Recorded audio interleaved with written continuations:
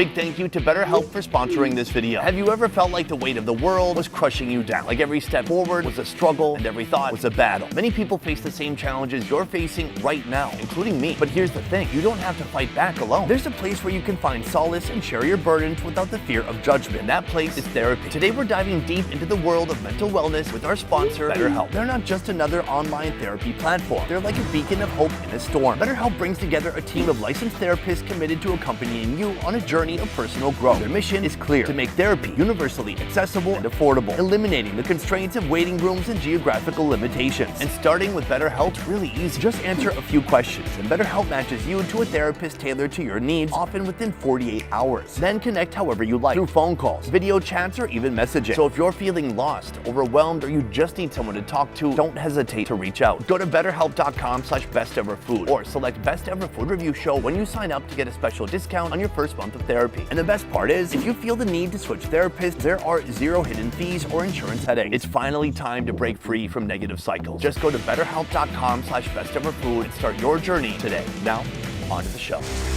In this video, we're taking on Asia's most heartbreaking street food, deep in the alleyways of Manila. It is possible that from the trash, you get some big pieces that have a lot of protein, but then there's also some pieces like this that we're certainly have eaten.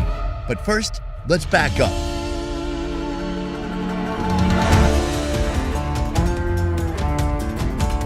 The Philippines was the first country I ever went to in search of bizarre foods. I really hope this chicken didn't have Crohn's disease. From the beginning, trolling commenters egged me on, goading me into trying their country's most taboo food. It's called pagpag.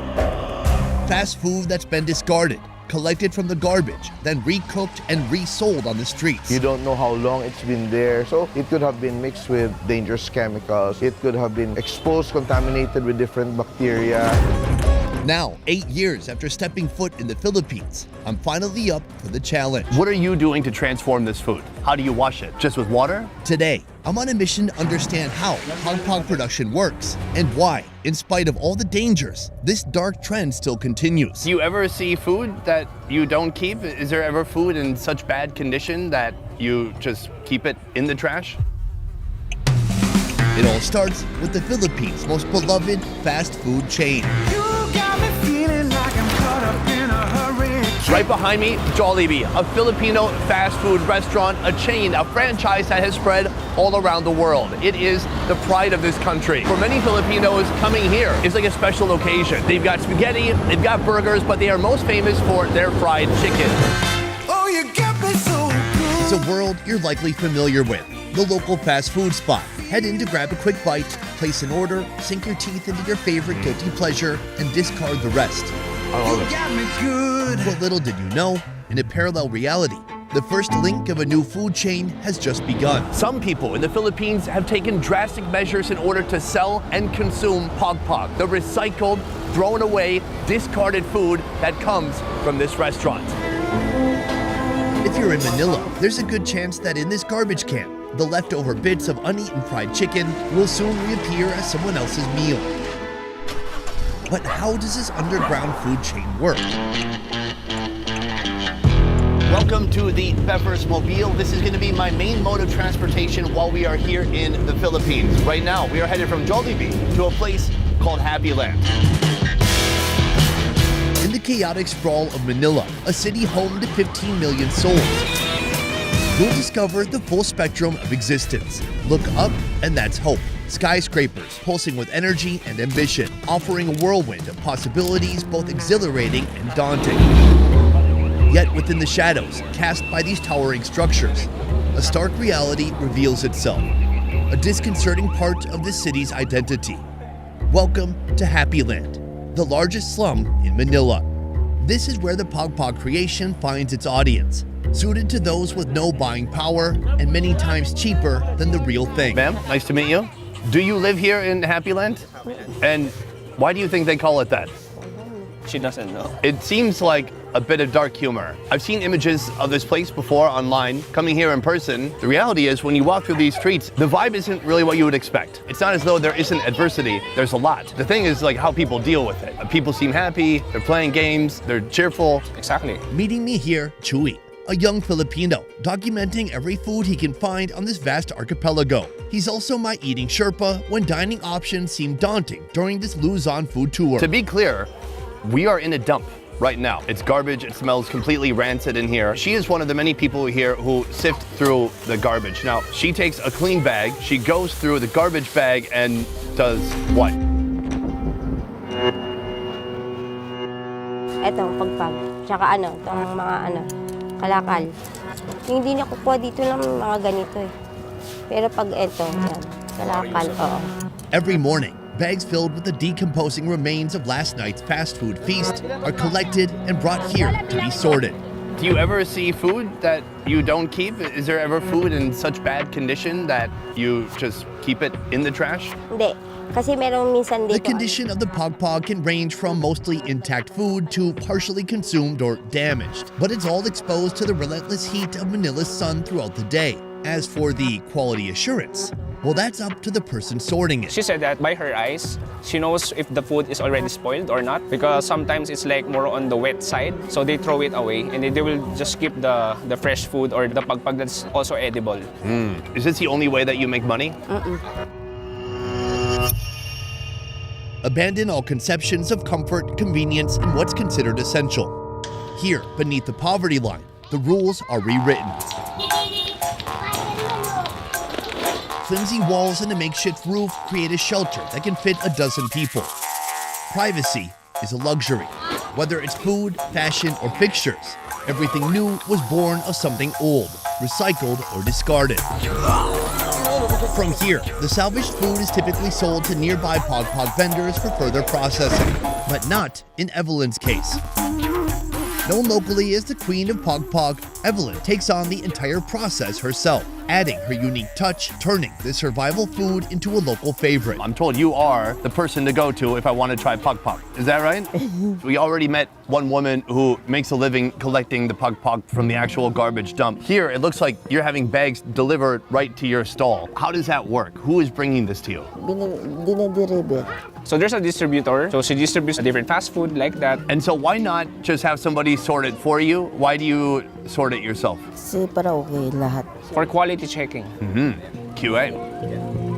You know, this is such a unique type of food. I'm curious, how did your journey begin with pagpag? How did you get started with all this? Sa father ko. Okay. So she said that she learned it from her father. When they were kids, they ate it like that. Luto ulam. Before selling pagpag, she's selling like common food, Filipino food. She has a small eatery. So like a carinderia? Exactly. So why'd you go from carinderia to pagpag? Mas mas mabilis maubos. It's more sellable to her community Mura lang. because it's very cheap. Kasi masarap daw eh. Basically, she said, because it's delicious. It's yummy. Yummy? Yummy. Yummy. All right, soon I'll be trying your fried pagpag. But my big question is, what are you doing to transform this food? It's something that was destined for the landfill. Unang-una, ginalinisan The first process, she wash it 2 times with water. And then just rinse it like that. She wash it thoroughly. After that, she will boil it. That's like the 3rd process of cleaning or washing. So maybe all of the bacteria will be gone like that. Despite the assumption that rinsing with water removes harmful bacteria, a lingering risk still remains. When I think pagpag, I just think refried chicken. But how many different types of pagpag are there? So besides fried chicken, she has other 2 dishes. It's called adobo pagpag and mechadong pagpag. Which is the most popular? fried. Okay. I feel comfortable trying that. Any of this food could contain dangerous bacteria or toxins, posing potential threats like food poisoning, diarrhea, typhoid, hepatitis, and more. In spite of that, folks here still opt for the pagpag without hesitation. And soon, I'll be doing the same. But first, I'm heading to the bustling streets of Tondo, where another variety of recycled food is feeding locals. Unlike pagpag, it's not spent any time in a trash can, but a lingering risk still remains. I understand that it's being sold to them by hotels, but I wonder if there's any food safety standard in place. I doubt if there are any standards. Meeting me here, Tatung, a well-known figure in the Philippines with a long resume. He's a chef, writer, and culinary heritage advocate. And just like me, he's never tried pagpag. Yeah, I haven't tried that. And I'm quite scared, but I'm willing to try it. So why scared? You know, it's something that isn't usual, especially that you know that it's food from the garbage. Technically, it's generally meant for landfill or fertilizer, but it's so mind-boggling to think that people are eating the food knowing that it came from garbage. Right, it's not a secret. Yeah, there's no deception. We are working up to the Pak Pak, but before we try that, we're trying something else. Yeah. There is a food stall serving what I've been told is recycled meat. Yeah. What does that mean? This is monok, spicy double-cooked meat, a creation from Loida's family, with a recipe enduring for almost 3 decades. It's actually like restaurants, byproducts. For example, we have like big hotels boiling kilos of meat just to get the stock or whatever. So they're basically clean. It's just that it has less flavor. It doesn't taste anything anymore. And instead of just throwing it into the garbage, they kind of resell it to, you know, people and making a business out of it. It's something that's also very entrepreneurial in a sense. Ma'am, good day. Good day. It's a pleasure to meet you. I'm happy to be here. Translate. She understands. Oh, you understand? Yeah. Oh, you're good. This stall started a long time ago. From the beginning, this meat was coming from where? Hotel po. Siya po yung pinagkuluan The ng... seller also inherited the business and now continues to supply her for the next generation. Do you think it's legal for them to sell it in this way? Are there any health regulations or standards around hotels selling meat to individuals? Meron po silang certificate na So pinakita she'll get a sa certificate from the management Mm-hmm. to allow them to sell the leftovers. And she's also been to the hotel, so she knows it's clean. Mm-hmm. And she knows that the quality is good because she would never sell something that would be bad for her customers. Of course. The question is, the meat has no flavor. How do you bring it back to life? Yung pong karnina wala na So po. she just adds all the ingredients to make it delicious, and she cooks it with love. Okay. Yeah. And by love, she meant soy sauce. Lots of it, adding salt and color to the shredded meat. Then she marinates it with vinegar, onions, and chilies. It simmers until the meat absorbs all that flavor. What animal did this come from? It's a mix of beef and pork. Now it's time to cook it up. Garlic hits the hot oil. Then comes onion, chilies, and the meat. Mix it up, then force feed this protein with even more flavor. Soup-based seasoning, salt, sugar, black pepper, and oyster sauce. Stir it until the meat gets crispy, caramelizing in the seasoning. Then plate, serve, and eat. Ready? Smells good. Cheers.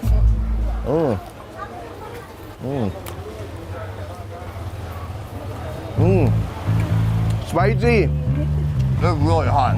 Indeed, it's very crunchy and kind of caramelized, toasted. It tastes like soy sauce. It tastes very, very salty. Yeah. What is it that local folks like about this recipe? Yung pong medyo, ano siya, maanghang. So people like it for the spiciness. That's why they come back for it. Are the customers who come here aware of where the meat comes from? Opo. In general, are people here trusting of the street food vendors when it comes to knowing where the meat came from, knowing that it's fresh and that it's safe to eat? Hindi naman po. Kasi sanay So naman a lot po of sila. people assume it's clean because she sees her working here and they've been eating it for so long, so there's no problem about that. And also she feeds it to her family, so she knows that it's really good. I think the fact that it comes from a hotel, but Yeah. she cooks the heck out of it and then hits it with a lot of salt, makes me think it's much more safe to eat. It makes it more palatable too. This would be very nice with a beer. Yeah. San Miguel, Red Horse. Yeah.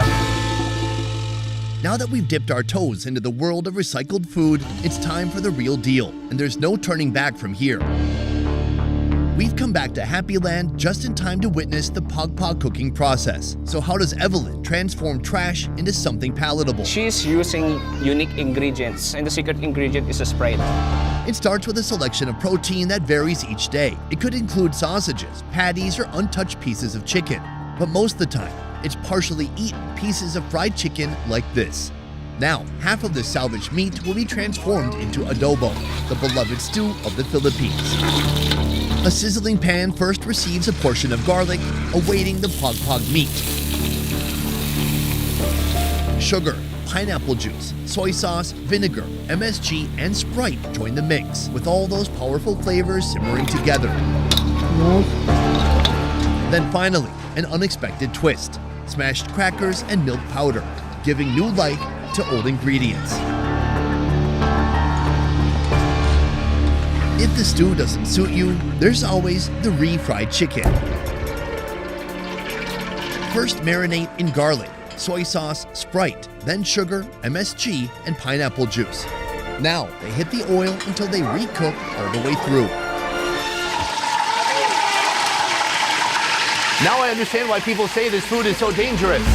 From the rancid garbage dump here to this kitchen, this food has undergone quite the transformation. I gotta say, in general, it smells pretty good in here. I like it. Now, here's the thing. Obviously, I could see it's perfectly natural why this food is off-putting to so many people, but also why it's captured the imagination or the attention of so many people online from other countries. I think the most worrisome part is the fact that somebody may get sick from eating food that's old, that's just been sitting in a warm garbage bag for an unknown period of time. Now, the only thing giving me a little bit of security, considering the fact that I'm about to try this out, is that she boiled it good, but here she is frying the heck out of it. So hopefully any residual remaining organisms that could be alive in there will be fried to death. That's what we hope. Do we know for sure? No.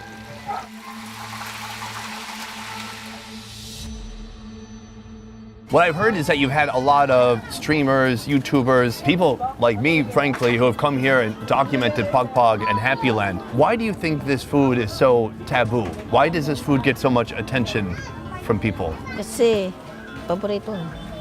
Probably in the mainstream, it seems strange, but here, it's their favorite. I don't know. There's a stigma online, right?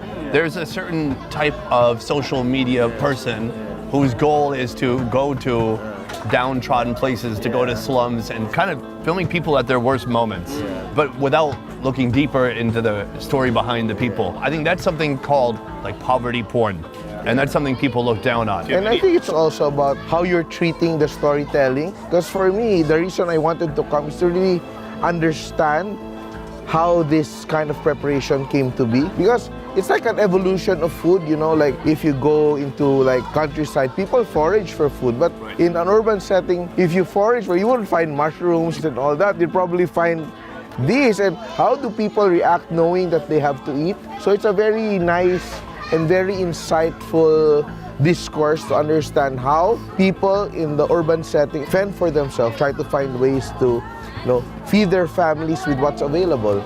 Beautiful. That being said, the time has come, we should try some Oh out. yeah. Let me give you a little background on the food. Right here, we have our main entree. So there's fried chicken, but it's not just the chicken. I see there's a patty here from a burger that's been fried. Then there's some hot dogs. I know, a bizarre question, and maybe borderline inappropriate. Is there a brand that people prefer here? Jollibee. Oh my gosh, the pride this nation has in Jollibee, even here in this moment. Can you choose me a piece?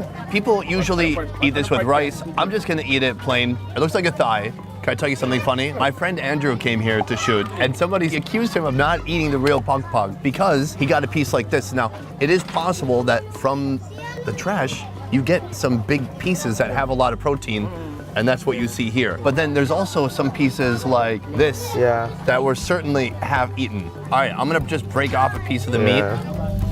I'm smelling it. Look, I'm sorry if I look suspicious. It's new, right? I'm gonna try it out. Jollibee? It's Jollibee. Yeah, For you me, trying to it's figure it out? Jollibee. Cheers. Cheers. Cheers. Okay. McDonald's. You think McDonald's? Yeah, I'm sure. Mine is Jollibee. Now, let me tell you, she refried the heck out of this. Yeah. She fried it for about 10 minutes, probably longer than the original frying. At this point, it's cooled down a little bit, so I can't really tell the difference between leftover cold Jollibee and this. It kind of just tastes like food that's been in your fridge for a couple of days. Yeah. Or cooked by someone who doesn't really know how to cook, you know? It is intentionally over-fried. Are you gonna have some more?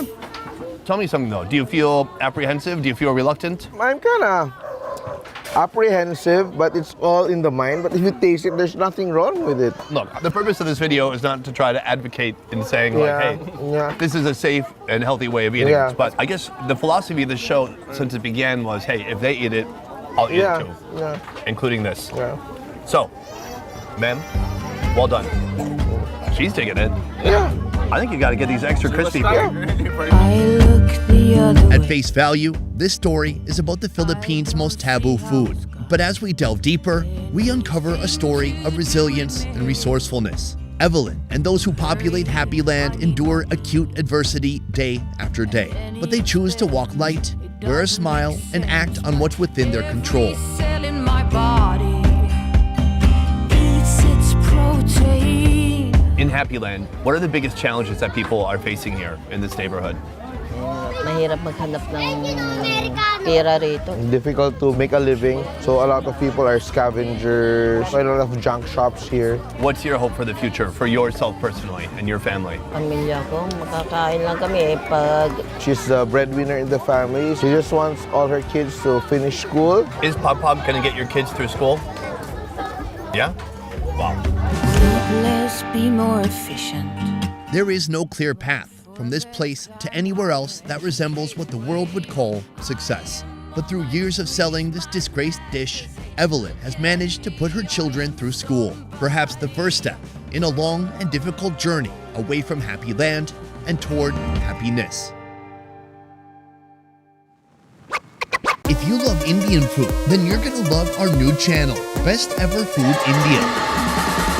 Subscribe now for weekly videos showcasing the most unique street food from around the country. Boom, guys, that is the end of the video. I want to say a huge thank you to this man right here. His name is Chewy, and his show is called The Chewy Show.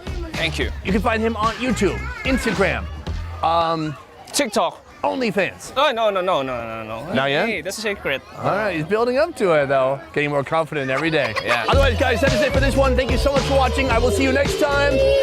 Peace! All right, well done. Only one fatality, not bad.